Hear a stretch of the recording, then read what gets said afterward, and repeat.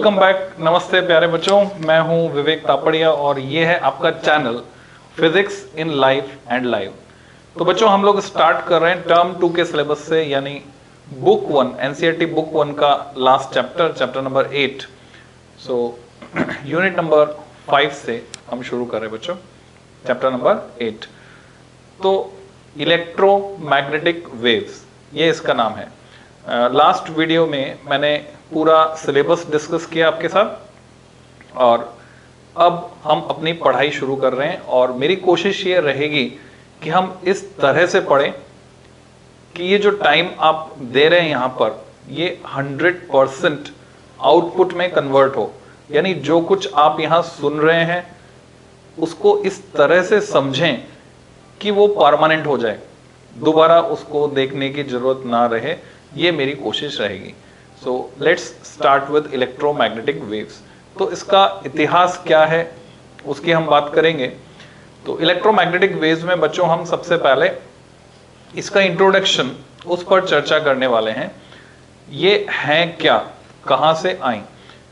तो वेव्स में 11th class में आपको पढ़ाया जाता है दीज आर पीरियोडिक डिस्टर्बेंसेस। अब हो सकता है उनको चलने के लिए मीडियम की जरूरत हो, जैसे कि साउंड बिना मीडियम के नहीं चल सकते। आप जानते हैं एटमॉस्फेयर जहां पर नहीं है, जैसे कि मून पर या ऐसे स्पेस में अगर बात करें एटमॉस्फेयर नहीं है तो वहां पर साउंड ट्रैवल नहीं कर सकती है, तो उसको चलने के लिए मीडियम चाहिए। पर ऐसी कुछ वेव्स ढूंढी गई जिनको चलने के लिए मीडियम की रिक्वायरमेंट नहीं है और उनको हम नाम देते हैं इलेक्ट्रोमैग्नेटिक वेव। तो ये वैक्यूम में भी ट्रैवल कर सकती हैं, मीडियम में भी ट्रैवल कर सकती हैं। इनकी हिस्ट्री, आज तो हम 5G पर जाने वाले हैं, 5th जनरेशन पर जाने वाले हैं, वो सब इलेक्ट्रोमैग्नेटिक वेव्स का एक खेल है जो अपने आसपास आप देख रहे हैं। मोबाइल टेक्नोलॉजी, वायरलेस, जितना भी वायरलेस सिस्टम काम कर रहे हैं, जितने भी वायरलेस इक्विपमेंट काम कर रहे हैं, ये सबके सब इलेक्ट्रोमैग्नेटिक वेव्स की बदौलत ही काम कर पा रहे हैं। तो कौन कौन से साइंटिस्ट का इसमें कंट्रीब्यूशन रहा, योगदान रहा, मेजर माइलस्टोन क्या थे, मील के पत्थर जो साबित हुए, किन किन वैज्ञानिकों ने क्या योगदान दिया, वो हम डिस्कस करने वाले हैं हिस्ट्री में। देन प्रोडक्शन की बात हम करेंगे कि ये इलेक्ट्रोमैग्नेटिक वेव्स प्रोड्यूस कैसे होती हैं। डिफरेंट टाइप ऑफ ईएमडब्ल्यू को प्रोड्यूस करने के मेथड में थोड़ा बहुत अंतर आता है। तो रेडियो वेव से लेकर गामा रेस तक इनको कैसे प्रोड्यूस किया जाता है, तो वो हम डिस्कस करेंगे बच्चों।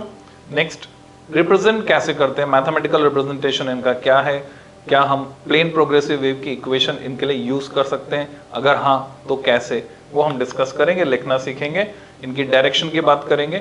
तो मेन ये टॉपिक या इन हेडिंग्स को हम इस लेक्चर में डिस्कस करने वाले हैं। So let's start with electromagnetic waves. तो अगर मैं इसकी डेफिनेशन बनाना चाहूं तो मैं सिंपली ये कहना चाहूंगा डेफिनेशन के लिए कि these are periodic disturbance of electric and magnetic field।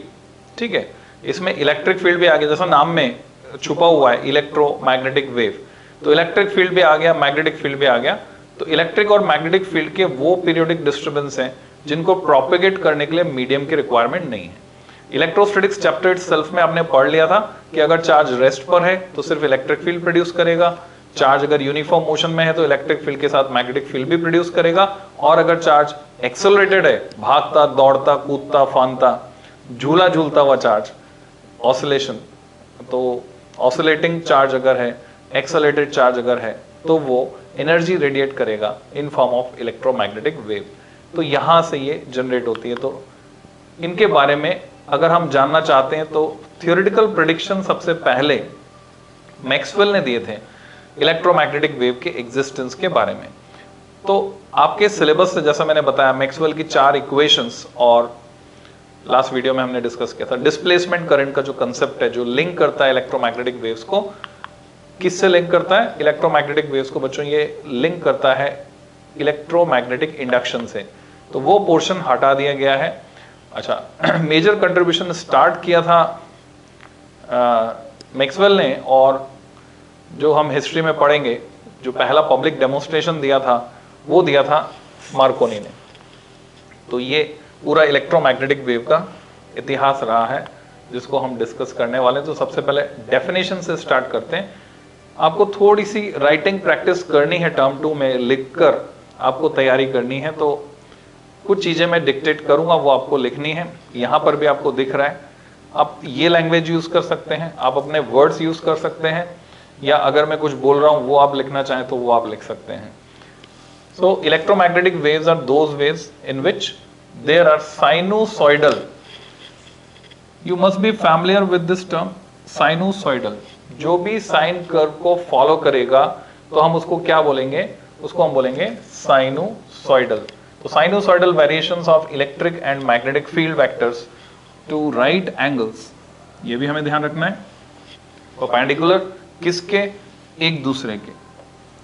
तो आपसे पूछा जाता है एग्जाम में कि इलेक्ट्रिक वेक्टर और मैग्नेटिक वेक्टर वाइब्रेट करते हैं, उनके बीच एंगल क्या होता है, तो एंगल क्या होगा, 90 डिग्री होगा। As well as right angles to the direction of wave propagation, तो उसकी बात भी हमें करनी है बच्चों। डायरेक्शन ऑफ वेव प्रोपिगेशन के भी ये परपेंडिकुलर होंगे। That is electric and magnetic field vary with space and time. जैसे कि आप नीचे इस डायग्राम में देख रहे हैं कि अगर मैं कहूं ये इलेक्ट्रिक फील्ड के वेरिएशन हैं जो ब्लू कलर से दिखाए हैं, तो जो रेड कलर से दिखाए हैं वो हो जाएंगे मैग्नेटिक फील्ड के वेरिएशन। मैग्नेटिक फील्ड को हम बी वेक्टर से दिखाते हैं और इलेक्ट्रिक फील्ड को हम ई वेक्टर से दिखाते हैं, अलग अलग प्लेन में। और डायरेक्शन ऑफ वेव प्रोपिगेशन जैसा आप देख रहे हैं अलोंग दिस एरो। सो ये बात हुई डेफिनेशन की। अच्छा, डेफिनेशन एग्जाम में नहीं पूछी जाएगी, ये आपको सिर्फ समझनी है, दिमाग में बिठानी है। क्वेश्चन जो आते हैं या जो आपसे पूछा जाता है वो इस पर बेस्ड होता है। तो ये बेसिक अगर आपके कंसेप्ट क्लियर हैं कि एक इलेक्ट्रोमैग्नेटिक वेव में electric vector magnetic vector perpendicular plane में वाइब्रेट करते हैं और वेव जाती है perpendicular to both of these, तो उसकी डायरेक्शन क्या आएगी, अगर E और B के प्लेन के परपेंडिकुलर है तो उसकी डायरेक्शन E क्रॉस B से दी जाएगी, जिसको मैं अभी लिखवाऊंगा आपको। नेक्स्ट इसके बाद अगर हम बात करें हिस्ट्री में चलते हैं बच्चों। सबसे पहले मैक्सवेल ने थियोरेटिकल प्रेडिक्शंस दिए, मैथमेटिकल इक्वेशंस के बेसिस पर मैक्सवेल ने प्रेडिक्ट कर लिया। ये हम ऐसे कह सकते हैं यूनिवर्स में सिमेट्री है, तो यूनिवर्स में सिमेट्री है, इसके बेसिस पे बहुत सारी डिस्कवरीज हुई हैं। तो मैक्सवेल ने भी बोला कि अगर time varying electric field time varying magnetic field produce कर सकता है तो उसका रिवर्स भी ट्रू होना चाहिए, यानी time varying magnetic field time varying electric field produce करेगा। तो अब हम जानते हैं टाइम वेरिंग इलेक्ट्रिक फील्ड कहां होता है, जब हम किसी कैपेसिटर को चार्ज कर रहे होते हैं तो चार्ज करते वक्त जैसे जैसे चार्ज बिल्टअप होता है उसमें इलेक्ट्रिक फील्ड वैरी करता है टाइम के साथ, जब तक कि स्टेडी स्टेट नहीं आ जाती। और ऐसे ही जब कैपेसिटर डिस्चार्ज होता है तब इलेक्ट्रिक फील्ड फिर से वैरी करता है जब तक कि स्टेडी स्टेट नहीं आ जाती। तो शुरू में भी है time varying electric field, end में भी है time varying electric field. Similarly inductor के अंदर मैग्नेटिक फील्ड बिल्टअप होगा, जैसे जैसे करंट पास होती है शुरू में तो वो अपोज करता है पर मैग्नेटिक फील्ड वहां बिल्टअप होता है, और बाद में जब हम करंट ऑफ करेंगे या फिर आपने अगर अल्टरनेटिंग करंट फ्लो करा दी तो ये लगातार होगा इंडक्टर के केस में। तो ये सब हम EMI में पढ़ चुके हैं, EMI एंड AC में, और उसी से लिंक करके ये पोर्शन यहाँ पे जनरेट होता है। तो मैक्सवेल के थ्योरेटिकल प्रेडिक्शंस थे बच्चों कि ये तो हर्ट्ज का आ गया। मैक्सवेल के थ्योरेटिकल प्रेडिक्शंस क्या थे कि जहां कहीं इलेक्ट्रिक फील्ड टाइम के साथ वैरी करेगा वहां मैग्नेटिक फील्ड भी वैरी करेगा, और ये जो टाइम के साथ इनके वेरिएशन है इलेक्ट्रिक और मैग्नेटिक फील्ड के, ये एटमॉस्फेयर में प्रोपेगेट करेंगे इन फॉर्म ऑफ इलेक्ट्रोमैग्नेटिक वेव। तो ऐसी कोई वेव अस्तित्व रखनी चाहिए, एग्जिस्टेंस में आनी चाहिए, ऐसा मैक्सवेल ने कहा। अब मैक्सवेल के थ्योरेटिकल प्रेडिक्शंस को एक्सपेरिमेंटली वेरीफाई करने का जो क्रेडिट जाता है बच्चों वो जाता है हर्ट्ज को। ये है हर्ट्ज। हर्ट्ज ने लैबोरेटरी में ना केवल प्रोड्यूस किया इलेक्ट्रोमैग्नेटिक वेव्स को, साथ ही साथ उनकी प्रेजेंस को डिटेक्ट भी किया। तो इनका जो एपरेटस था वो मैं अभी दिखाने वाला हूं, आपको दिखाऊंगा। तीसरा नाम आता है हमारे भारतीय वैज्ञानिक जगदीश चंद्र बसु। तो जो JC बोस हैं उनके एक्सपेरिमेंट सेम टाइम पर चल रहे थे जब हर्ट्ज ने एक्सपेरिमेंट किया था, और JC बोस ने सिमिलर काइंड ऑफ एपरेटस की मदद से, बिल्कुल वैसा ही एपरेटस था, एक LC ऑसिलेटर आप कह सकते हैं। जिन्होंने EMI AC ठीक से पढ़ा है वहां जाकर आप देखेंगे तो LC oscillation are responsible for producing EM waves. तो एक LC ऑसिलेटर था जो इन्होंने similar kind of apparatus use किया और उसकी मदद से इन्होंने हर्ट्ज ने जो वेव्स बनाई थी उनसे भी हायर फ्रीक्वेंसी वाली और ज्यादा दूर तक जा सकने वाली। फ्रीक्वेंसी ज्यादा होगी तो एनर्जी ज्यादा होगी, एनर्जी ज्यादा होगी तो वेव ज्यादा दूर तक जाएगी। ज्यादा दूर तक जा सकने वाली वेव्स ना केवल बनाई, उनकी प्रेजेंस को डिटेक्ट भी किया। पर अभी तक ये जो सारा काम था, यहां थ्योरेटिकल था, यहां प्रैक्टिकल हुआ, पर लिमिटेड था up to laboratory only, physics lab तक। पहला पब्लिक डेमोन्स्ट्रेशन का जो श्रेय जाता है बच्चों, वो जाता है मार्कोनी को। मार्कोनी ने पहला पब्लिक डेमोन्स्ट्रेशन दिया, सफलता मिली मार्कोनी को in transmitting up to large range, up to few kilometre across the English Channel. तो ये पहली सफलता थी वायरलेस ट्रांसमिशन, प्रैक्टिकली मार्कोनी ने करके बताया। इंग्लिश अल्फाबेट के लेटर एस को उन्होंने ट्रांसमिट किया था। तो बच्चों ये हिस्ट्री है। अब वो जो कहां से शुरू हुई थी, सबसे पहले थ्योरेटिकल प्रेडिक्शंस मैक्सवेल के। मैक्सवेल ने 4 इक्वेशंस दी, जैसे कि आप यहां देख सकते हो। मैक्सवेल की पहली इक्वेशन है गॉस लॉ इन इलेक्ट्रोस्टैटिक्स, हम कह सकते हैं। मैक्सवेल की चारों इक्वेशन इंटीग्रल फॉर्म में है। It is not directly in your syllabus. पहली equation integration of E dot D A, जो कि फ्लक्स होता है फाई, आप जानते हैं electric flux, Q upon epsilon 0, which is Gauss law in electrostatics. इसी तरह से अगर मैं बात करूं गॉस लॉ इन मैग्नेटिज्म की, तो ये हो गया Gauss law in magnetism, integration of B dot D A, जो कि 0 है। ये है मैक्सवेल की सेकेंड इक्वेशन। और मैक्सवेल की थर्ड इक्वेशन, उसी सिमेट्री में अगर हम चलते हैं, fundamental law in electromagnetism, next fundamental law in electromagnetism, that is Faraday's law of electromagnetic induction. तो फैराडेज लॉ में आप जानते हैं E होता है minus d phi by d t. अब ये 3 इक्वेशन का कॉम्बिनेशन है, ये जो इक्वेशन आप देख रहे हैं। तो आप नोट कर सकते हैं अपनी कॉपी में, मैक्सवेल की 4 इक्वेशंस बड़े काम की हैं, क्योंकि ये 4 फंडामेंटल लॉ हैं। तो इलेक्ट्रोस्टैटिक्स में हम पढ़ते हैं बच्चों वोल्टेज, वोल्टेज तो डायनामिक टर्म है, electric potential V equal to minus integration of E dot d l. ये आपने पढ़ा था, याद आ गया होगा आपको। ये रिलेशन था इलेक्ट्रिक फील्ड और पोटेंशियल के बीच। फिर दूसरा रिलेशन जो हम पढ़ते हैं, वो पढ़ते हैं हम EMI में, Faraday law, E equal to minus d phi by d t. अब ये जो फाई है बच्चों, ये है मैग्नेटिक फ्लक्स। तो मैं छोटा सा बी लगा देता हूं इसके साथ सब्सक्रिप्ट में। Negative of rate of change of magnetic flux is induced EMF. फिर आपको एक और रिलेशन यहां शामिल करना होगा कि इंड्यूस्ड ईएमएफ जो होता है अप्लाइड वोल्टेज का अपोजिट होता है, नेगेटिव ऑफ माइनस वी। जब मैं इन तीनों इक्वेशन को कंबाइन करता हूं तो मैथमेटिकली मुझे ये इक्वेशन मिलती है, which is third equation of Maxwell. और चौथी जो इक्वेशन थी मैक्सवेल की, वो मैक्सवेल ने करेक्शन लगाया था एम्पियर्स लॉ में, जिसमें डिस्प्लेसमेंट करंट का पूरा जिक्र आता है। डिस्प्लेसमेंट करंट वो करंट है, आप इमेजिन कर सकते हो अगर ये कोई कैपेसिटर है, तो हम जानते हैं कंडक्टिंग पाथ में यहां जो करंट फ्लो होगी मोमेंटरी, जब तक कि कैपेसिटर चार्ज नहीं हो जाता, उसको हम नाम देंगे कंडक्शन करंट IC। पर बीच के रीजन में यहां भी मैग्नेटिक फील्ड पाया गया। अब वो मैग्नेटिक फील्ड का कॉज क्या है? मैग्नेटिक फील्ड का कॉज होता है करंट। तो मैक्सवेल का लॉ अगर हम यहां लगाते हैं किसी पॉइंट P पर मैग्नेटिक फील्ड निकालने के लिए, तो मैक्सवेल नॉट मैक्सवेल का लॉ, एम्पियर लॉ लगाते हैं। एम्पियर का लॉ अगर हम लगाते हैं, which is integration of B dot d l equal to mu 0 times sigma I। तो यहां पर सिग्मा I की जगह करंट थ्रेडिंग थ्रू है IC, वो मैं लिख सकता हूं। और अगर मैं ऐसी कोई सरफेस लेता हूं, बॉल लाइक कटोरे के जैसी सरफेस, और फिर पॉइंट P के लिए लगाता हूं, तो करंट थ्रेडिंग थ्रू R पर नहीं जा रही, करंट 0 हो गई, करंट थ्रेडिंग थ्रू 0 हो गई। तो सेम पॉइंट P के लिए हमें रिजल्ट जो मिलता है वो अलग मिल जाता है। जो पहले नॉन जीरो था अब 0 मिल जाता है।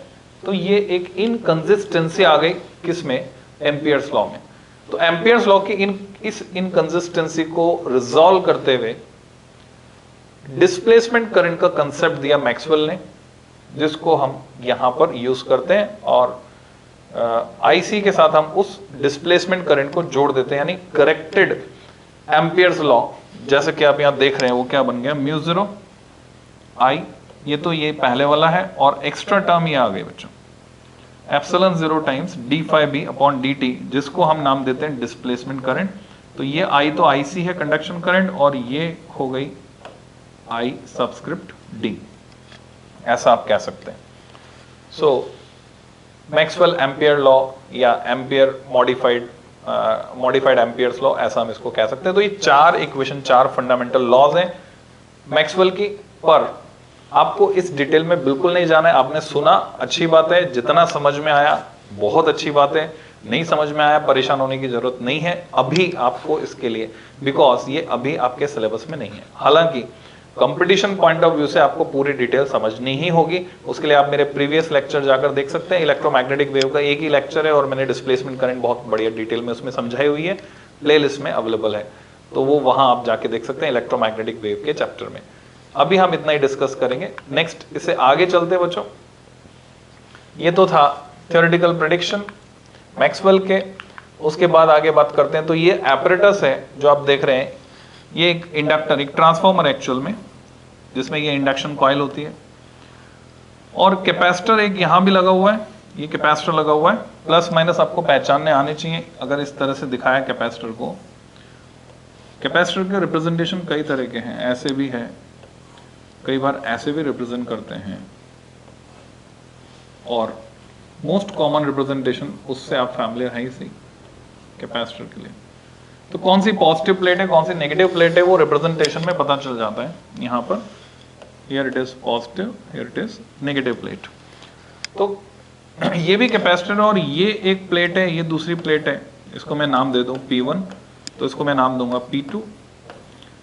ये दोनों कैपेसिटर की प्लेट है, एक्चुअल में आमने सामने, जिनसे 2 नॉब्स जुड़ी हुई हैं, जहां यहाँ पर चार्ज स्पार्क करके, जंप करके जाएगा, स्पार्किंग प्रोड्यूस होगी।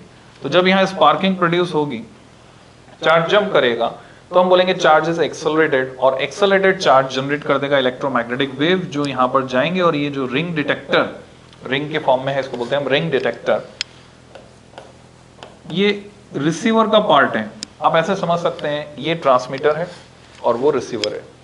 जैसा आपको पता है कि अगर मैंने यहाँ पर माइक लगाया हुआ है जो मेरी साउंड को पिक कर रहा है, तो साउंड को पिक करके ये ट्रांसमिट कर रहा है, और इसका जो रिसीवर है वो लगा हुआ है कैमरा में, वो रिसीवर उसको रिसीव कर रहा है। सो ये ट्रांसमीटर, वो रिसीवर, तो वैसे ये ट्रांसमीटर और ये रिसीवर, तो रिसीवर ने उसको सेंस किया, रिसीवर ने सेंस किया, तो यहाँ स्पार्किंग होती है दोनों नॉब्स के बीच में, इलेक्ट्रोमैग्नेटिक वेव अगर वहां प्रेजेंट है। तो इस एपरेटस की मदद से हर्ट्ज ने ना केवल प्रोड्यूस किया इलेक्ट्रोमैग्नेटिक वेव्स को, उनकी प्रेजेंस को डिटेक्ट भी किया कि हाँ ऐसी कोई वेव एग्जिस्ट करती हैं लेबोरेटरी में। और ये जो एपरेटस आप देख रहे हैं, सिमिलर एपरेटस, यहाँ स्पार्किंग होते हुए आपको नजर आ रही है। सिमिलर एपरेटस यूज किया भारतीय वैज्ञानिक जगदीश चंद्र बसु ने इलेक्ट्रोमैग्नेटिक वेव्स प्रोड्यूस करने के लिए, और उन्होंने डिटेक्ट भी किया। पर ये दोनों के ही जो प्रयास थे वो लेबोरेटरी तक सीमित रहे। पहला पब्लिक डेमोन्स्ट्रेशन बच्चों दिया मार्कोनी ने, ये उनका पूरा रेडियो का सेटअप है।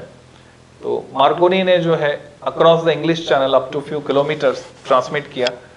सबसे पहला जो ट्रांसमिशन था वो था इंग्लिश अल्फाबेट के लेटर एस को उन्होंने मोर्स कोड में ट्रांसमिट किया था। मोर्स कोड अगर आपको अंदाजा हो तो सेना के जनरल थे FB मोर्स, और FB मोर्स ने मोर्स कोड डेवलप किए थे, जो कि बेसिकली डॉट और डैश की लैंग्वेज है। डॉट अगर साउंड की फॉर्म में जाएगा तो छोटी बीप, डैश लंबी बीप, ऐसे बोल सकते हैं हम। तो सपोज एस का कोड अगर बना, ऐसे एंजॉय करने के लिए बता रहा हूं मैं, आप just enjoy it, dot dash dash dot, suppose this is code for S. तो हुआ क्या था, अटलांटिक महासागर जो है, या हम बोले इंग्लिश चैनल, तो समुद्र तट पर मार्कोनी थे विथ ट्रांसमीटर, एंड रिसीवर जो था वो था समुद्र में, शिप खड़ा था वहां था कुछ किलोमीटर की दूरी पर, और इधर से इन्होंने अपने ट्रांसमीटर में कुछ बटन दबाए। बोलने के लिए माइक नहीं था उस टाइम, एडवांस नहीं थी टेक्नोलॉजी, जस्ट इवॉल्व हो रही थी। तो इन्होंने इधर से कुछ बटन दबाए अपने ट्रांसमीटर में, और उधर शिप में जो रिसीवर था उसमें कुछ साउंड प्रोड्यूस हुई। वो साउंड कुछ इस तरह की रही होंगी, बीप बीप बीप बीप। तो उसको डिकोड किया गया और ये समझा गया कि इधर से मार्कोनी कहना चाह रहे हैं एस, क्योंकि ये एस का कोड बन रहा है मोर्स कोड के हिसाब से। तो ऐसा कुछ था पहला माइलस्टोन जो अब पहुंच रहा है 5G तक। हालांकि आप देख रहे हैं कि रेट्स बढ़ते जा रही हैं। 4G हमारी मजबूरी है जियो के सिम यूज करना, और वो फायदा उठाना शुरू कर दिया उसने, जैसे कि पहले प्रेडिक्टेड था कि जैसे ही मोनोपोली होगी। और अब आप देख रहे हैं उसके जो दाम हैं कैसे बढ़ते जा रहे हैं, धीरे धीरे रिचार्ज जो है महंगा होता जा रहा है। और आने वाले टाइम में हम एक्सपेक्ट कर रहे हैं 5G आएगा भारत में। अब कोई कंपटीटर मिलता है या नहीं मिलता है जियो को, वो देखने की बात है। तो इलेक्ट्रोमैग्नेटिक वेव हमने हिस्ट्री की बात की बच्चों।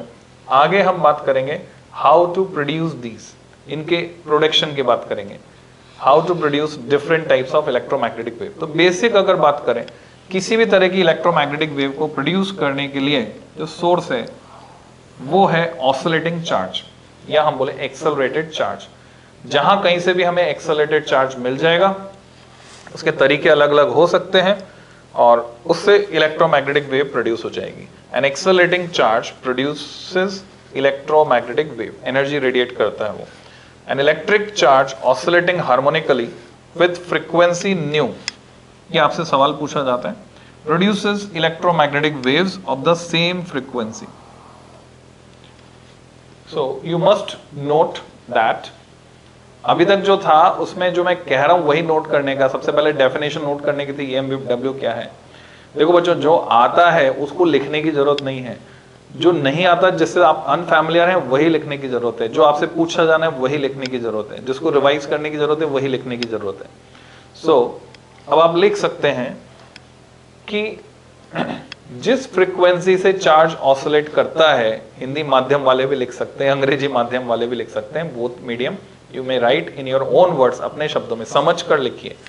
क्या लिखेंगे कि जिस फ्रीक्वेंसी से चार्ज ऑसिलेट करता है उसी फ्रीक्वेंसी से इलेक्ट्रोमैग्नेटिक वेव चलती है, या उसकी फ्रीक्वेंसी वही होती है, उसमें इलेक्ट्रिक फील्ड की फ्रीक्वेंसी भी वही होती है, मैग्नेटिक फील्ड की फ्रीक्वेंसी भी वही होती है। सपोज चार्ज ऑसिलेट कर रहा है 10 मेगाहर्ट्ज पर, तो इलेक्ट्रिक फील्ड वाइब्रेट करेगा 10 मेगाहर्ट्ज पर, मैग्नेटिक फील्ड वाइब्रेट करेगा 10 मेगाहर्ट्ज पर, और उस इलेक्ट्रोमैग्नेटिक वेव की फ्रीक्वेंसी भी होगी 10 मेगाहर्ट्ज। तो हमने ये एक कंसेप्चुअल क्वेश्चन तैयार कर लिया, समझ लिया, दिमाग में बैठा लिया। An electric dipole is a basic source of electromagnetic wave। अब देखेंगे बच्चों, ये लाइन एनसीईआरटी में लिखी हुई है। अब सोचने में आता है कि डाइपोल है तो डाइपोल में चार्ज एक्सेलरेट कहां से हुआ, कैसे हुआ कि उसने डेवलप कर दी एक इलेक्ट्रोमैग्नेटिक वेव। अब हमारा दिमाग जो है वो स्टोर करता है फोटो फॉर्म में डेटा को। तो जैसे मैं आपको ये डायग्राम दिखाऊंगा अब आपको क्लैरिटी आ जाएगी। डाइपोल में ये पॉजिटिव पोल है, ये नेगेटिव पोल है, और ये जो बीच में लाइन आप देख रहे हैं ये वाइब्रेशंस इसमें हो रहे हैं, और इन वाइब्रेशंस की वजह से हम बोलेंगे चार्ज एक्सेलरेटेड है और इलेक्ट्रोमैग्नेटिक वेव रेडिएट हो रही है, जो ग्रीन एरो से आपको दिखाई गई है।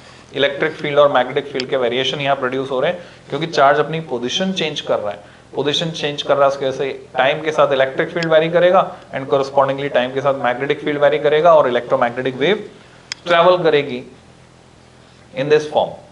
सो हम यूं कह सकते हैं कि जो डाइपोल है this is basic source of electromagnetic wave. तो ये आपको समझ में आ गया होगा।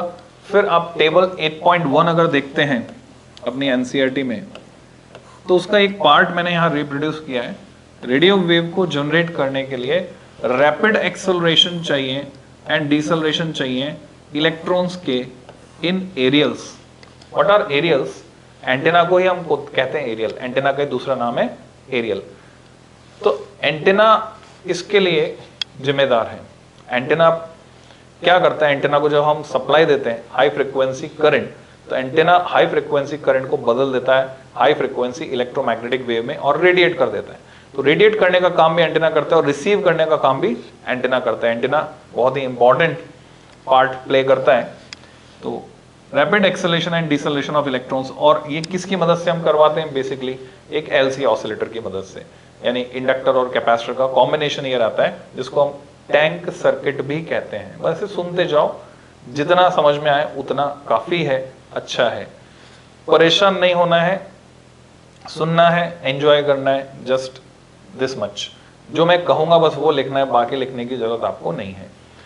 माइक्रोवेव, माइक्रोवेव आपको पता है, माइक्रोवेव ओवन आपने देखा है जिसमें हम खाना गर्म करते हैं, कभी कभी केक बना भी सकते हैं, पका भी सकते हैं खाने को। उसमें क्लाइस्ट्रॉन वाल्व या मैग्नेट्रॉन वाल्व ट्यूब भी कहते हैं, या फिर गन डायोड, ये सब होते हैं। और ये जो इलेक्ट्रॉनिक डिवाइसेस हैं इसमें चार्ज ऑसिलेट करता है, एक्सेलरेट होता है, और उसकी वजह से माइक्रोवेव जनरेट होती है। तो माइक्रोवेव जनरेट करने के लिए आप याद रख सकते हैं एम से माइक्रोवेव और एम से मैग्नेट्रॉन। और एक नाम मैंने और लिया इन दोनों के अलावा, एनसीईआरटी में है लिखा हुआ, और वो नाम क्या है, गन। अब स्पेलिंग जो है एक एन एक्स्ट्रा कर दिया, अभी आपको याद रहेगा। Gunn diode, it is a special kind of diode which is used to reduce microwave. तो माइक्रोवेव जनरेट करने में काम आता है। इंफ्रारेड कहां से जनरेट होगी आपको पता है, सन से आ रही है, इंफ्रारेड रेज आ रही है। Vibration of atoms and molecules, उनसे जनरेट होगी। लाइट कैसे जनरेट होती है, हाइड्रोजन स्पेक्ट्रम आपने पूरा पढ़ा है, लाइमन बामर पाशन ब्रैकेट फुंड सीरीज। तो बामर सीरीज हमें पूरी कहां मिल रही है, विजिबल रेंज में। तो लाइट कैसे जनरेट होती है, electrons and atoms emit light when they move from one energy level to a lower energy level. जब भी वो जंप करेंगे लाइट एमिट करेंगे। अल्ट्रावायलेट कैसे बनेगी, तो सेम इज द रीजन, आपको पता है लाइमन सीरीज यूवी रीजन में मिलती है हमको, अल्ट्रावायलेट में। Inner shell electrons in atoms moving from one energy level to a lower energy level. X rays, बहुत ही इंट्रोडक्टरी लेवल पर डिटेल आपके सिलेबस में एक्स रेज की। हैवी मेटल हमको चाहिए होता है जैसे टंगस्टन वगैरह, उस पर जाकर जब एनर्जेटिक इलेक्ट्रॉन टकराते हैं तो उसमें मौजूद इलेक्ट्रॉन्स को वो हायर एनर्जी लेवल पर एक्साइट कर देते हैं। अब वो जब वापस लौटते हैं अपनी ग्राउंड स्टेट में तो एनर्जी रेडिएट करते हैं in form of X rays. So X ray tubes और इनर शेल इलेक्ट्रॉन्स, ऐसा यहाँ लिखा है। देन गामा रेज, बच्चों gamma ray radioactive radiation है। तो अल्फा या बीटा एमिट होने के बाद न्यूक्लियस चले जाता है हायर एनर्जी लेवल पर, वहां से जब वो वापस लौटता है ग्राउंड स्टेट में तो एक्सेस ऑफ एनर्जी लिबरेट करता है इन form of gamma ray. So radio active decay of the nucleus, यहाँ गामा रे प्रोड्यूस होगी। तो इनके मेथड ऑफ प्रोडक्शन डिफरेंट है। इंट्रोडक्टरी लेवल पर इतना जानना काफी है, नाम सुनना काफी है। जैसे जैसे हम और पढ़ेंगे वैसे वैसे ये रिपीट होगा। जो इंपॉर्टेंट कंसेप्ट है अपने आप रिपीट होंगे, आपको अपने आप याद हो जाएंगे। तो इसकी परवाह करने की जरूरत नहीं है। जिसकी परवाह करते हैं वो सर पर बैठ जाता है, सर पर बैठ जाता है तो हमारे लिए सरदर्द हो जाता है। तो परवाह करने की जरूरत नहीं है, ये अपने आप याद होगा आपको, आप निश्चिंत रहें।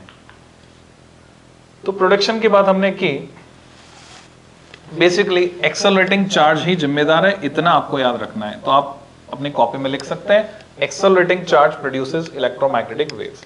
अब वो अलग अलग तरह की इलेक्ट्रोमैग्नेटिक वेव्स में अलग अलग केस हो जाएगा, बेसिक आपको याद रखना है। तो ये हमने प्रोडक्शन की बात की, इलेक्ट्रोमैग्नेटिक वेव्स की। अब रिप्रेजेंटेशन पे आ जाते हैं बच्चों, मैथमेटिकली कैसे रिप्रेजेंट करेंगे।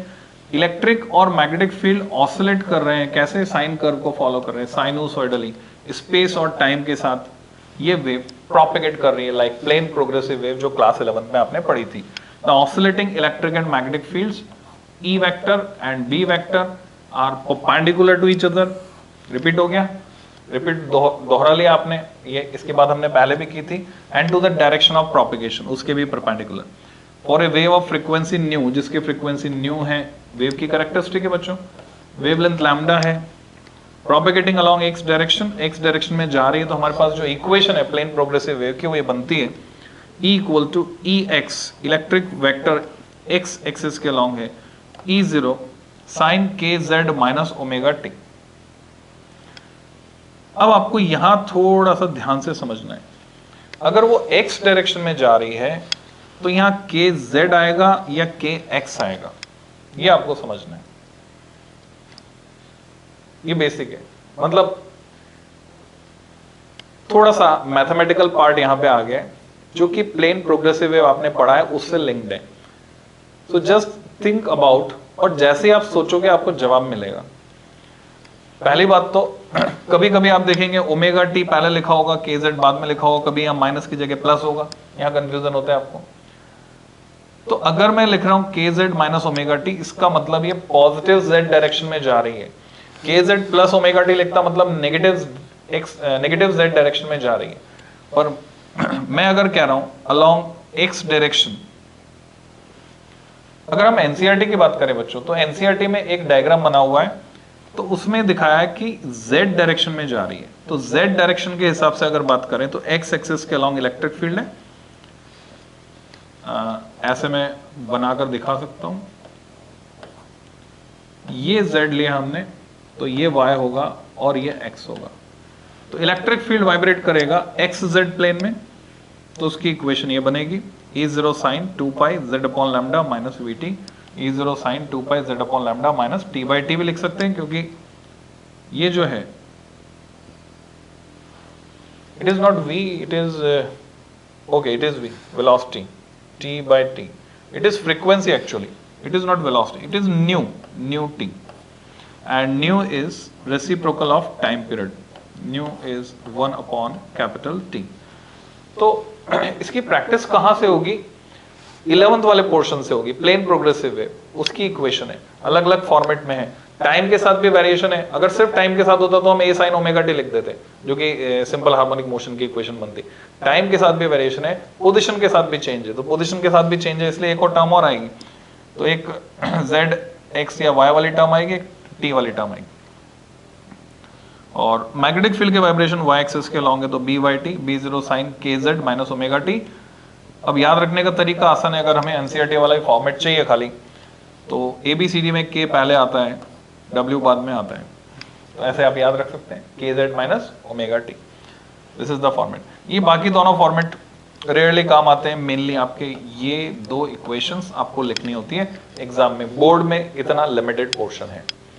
सो मैथमेटिकल रिप्रेजेंटेशन आपने सीखा कि अगर वेव जा रही है पॉजिटिव z डायरेक्शन में, तो हम इलेक्ट्रिक फील्ड को ऐसे दिखाएंगे और मैग्नेटिक फील्ड को ऐसे दिखाएंगे। ये दो इक्वेशन जो हैं आपके काम की, जो आपको लिख लेनी है आपके नोट्स में। And along with this XYZ rotation, ये Z एक्सिस हमने इधर लिया है, और इसके लिए आप एनसीईआरटी रेफर कर सकते हैं। यहां पर X एक्सिस मिलेगा, यहां आपको Y एक्सिस मिलेगा। अगर मैं वेव बनाकर दिखाऊं, ये इलेक्ट्रिक वेक्टर के वाइब्रेशन है बच्चों। बनाकर दिखाना जरूरी हो जाता है, क्योंकि बने बनाए डायग्राम में समझना इतना मुश्किल, मतलब उतना आसान नहीं होता, थोड़ा मुश्किल होता है। पर डायग्राम जब आपके सामने बने तो समझना आसान होता है। मैग्नेटिक फील्ड के जो वाइब्रेशन है वो YZ प्लेन में है, जो मैं कुछ इस तरह से दिखा सकता हूं विद सम इंक्लाइनेशन। तो बनाकर थोड़ा सा इसको प्रैक्टिस करें, कोशिश करें। तो हमने मैथमेटिकल रिप्रेजेंटेशन सीखा। यहां आप देख रहे हैं ये एनसीईआरटी वाला डायग्राम है। सो के कैप E क्रॉस B, ये आपसे कंपटीशन में भी पूछा जाता है। डायरेक्शन कैसे आप निकालेंगे? E क्रॉस B से निकालेंगे, E और B के प्लेन के perpendicular. Direction of electromagnetic waves, K cap is perpendicular to the plane containing direction of electric and magnetic vector. तो आज के लेक्चर में जो हमने सीखा वो आप फास्ट फॉरवर्ड करें, रिवाइज कर सकते हैं, कंट्रोल आपके पास है। तो मैथमेटिकल रिप्रेजेंटेशन में हमने सीखा, हमने हिस्ट्री की बात की, हमने 4 साइंटिस्ट की बात की। कौन कौन से? मैक्सवेल ने थ्योरेटिकल प्रेडिक्शंस दिए, हर्ट्ज ने और जेसी बोस ने लैबोरेटरी लेवल पर इनको ऑब्टेन किया और डिटेक्ट किया, और फाइनली पहला पब्लिक डेमोन्स्ट्रेशन दिया मार्कोनी ने। इसमें इलेक्ट्रिक वेक्टर और मैग्नेटिक वेक्टर परपेंडिकुलर प्लेन में वाइब्रेट करते हैं, और ये डायरेक्शन ऑफ प्रोपेगेशन के परपेंडिकुलर होते हैं ये वाइब्रेशन। जो फ्रीक्वेंसी चार्ज के ऑसिलेट करने की होती है वही फ्रीक्वेंसी वेव की होती है, वही फ्रीक्वेंसी इलेक्ट्रिक वेक्टर की होती है, वही फ्रीक्वेंसी मैग्नेटिक वेक्टर की होती है। साथ साथ मैं ये भी बता दूं कि इलेक्ट्रिक वेक्टर और मैग्नेटिक वेक्टर के बीच में फेज डिफरेंस 0 होता है। जब इलेक्ट्रिक वेक्टर अपने पीक पर जाता है मैक्सिमम पर, तभी मैग्नेटिक वेक्टर भी अपने पीक पर जाता है। तो ये हमने कुछ क्वेश्चंस भी तैयार किए। नेक्स्ट लेक्चर में मैं और क्वेश्चंस के साथ मिलूंगा। हमारे जैसे जैसे ये एक्टिविटी आगे बढ़ेगी, वैसे वैसे आपका ये पोर्शन साइमल्टेनियसली तैयार होता जाएगा। So happy learning.